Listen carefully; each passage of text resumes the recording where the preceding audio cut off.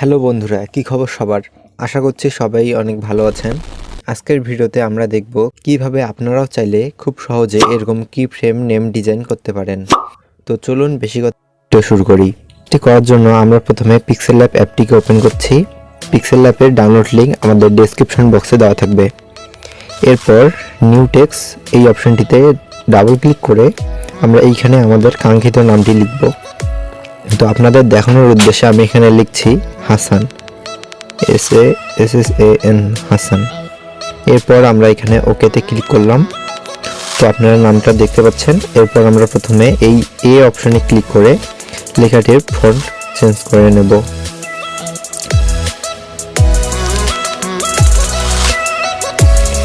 ফন্টের নাম ডেসক্রিপশন বক্সে দেওয়া থাকবে, আপনারা পরে সেগুলো ডাউনলোড করে নিতে পারবেন। আমি এখানে কানিপ নামের এই ফন্টটিকে ব্যবহার করছি। এরপর এখানে ওকেতে ক্লিক করব এবং আমরা এরপর এখান থেকে কালার অপশনে গিয়ে লেখাটির কালার চেঞ্জ করে নেব। তো আমরা চলে যাচ্ছি এখন কালার অপশনে এবং এটি করে দিলাম।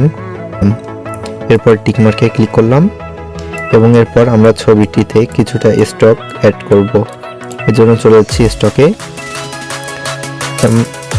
আমরা এখানে সাদা কালারের স্টক ব্যবহার করব। তো এবং স্টকের পরিমাণ কিছুটা বাড়িয়ে নেব। এরপর টিক মার্কে ক্লিক করব। তো আমাদের পিক্সেলabের কাজ মোটামুটি শেষ। এবার আমরা এই অপশনে ক্লিক করে লেখাটিকে ট্রান্সপারেন্ট করে দেব। এরপর সেভ অপশনে ক্লিক করে ছবিটি আলট্রাতে সেভ করে নেব।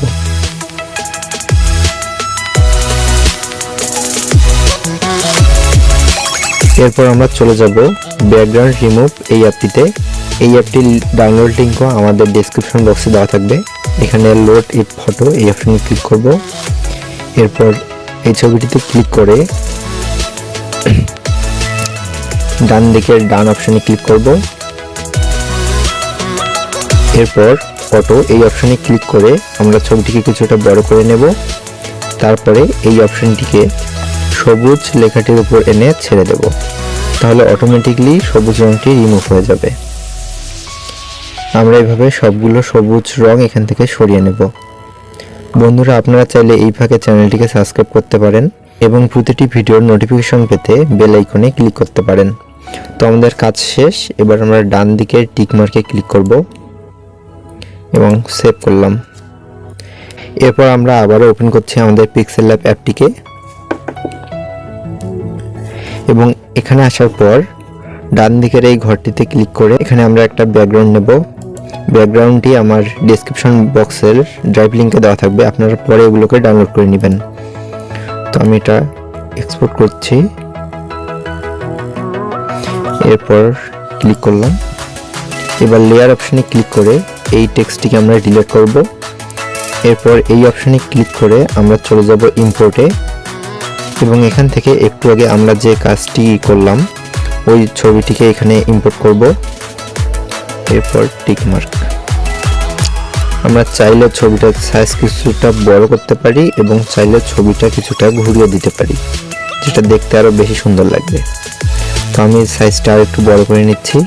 এরপর আমরা এখানে অ্যাড করব একটি কি ফ্রেম। এই জন্য যাব ইনপুটে। বন্ধুরা, সকল পিএনজি এবং ফন্টের নাম আমার ডেসক্রিপশন বক্সের ড্রাইভ লিঙ্কে দেওয়া থাকবে, আপনারা পরে সেগুলো ডাউনলোড করে নেবেন। এরপর আমি এই ফ্রেমটিকে অ্যাড করব। ফ্রেমটির সাইজ আমি কিছুটা কমিয়ে নেব এবং এটিকে কিছুটা ঘুরিয়ে দেব। আপনারা চাইলেই কি ফ্রেমটিকে কিছুটা 3D লুক দিতে পারেন, যা দেখতে আরও সুন্দর লাগবে। বাস, আমার মনে হয় এমন থাকলেই হবে। এরপর আমরা কি ফ্রেমটির কালার হোয়াইট করে দেব। দেখতে পাচ্ছেন আমাদের পিকচারটিতে কিন্তু অলরেডি একটা প্রফেশনাল লুক চলে এসেছে। তো আমি এটি একটু অ্যাডজাস্ট করে নিলাম।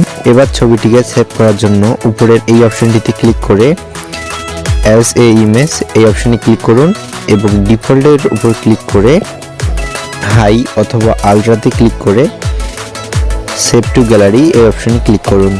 বন্ধুরা, আমি শুধু আপনাদের দেখিয়ে দিলাম কাজটি কিভাবে করতে হবে। আপনারা চাইলে আপনাদের মনের মতো করে এই ডিজাইনটি করতে পারেন। আশা করছি ভিডিওটি আপনাদের ভালো লেগেছে। চ্যানেলে প্রথম হলে সাবস্ক্রাইব করুন এবং সকল ভিডিওর নোটিফিকেশন পেতে বেল আইকনে প্রেস করুন। ধন্যবাদ।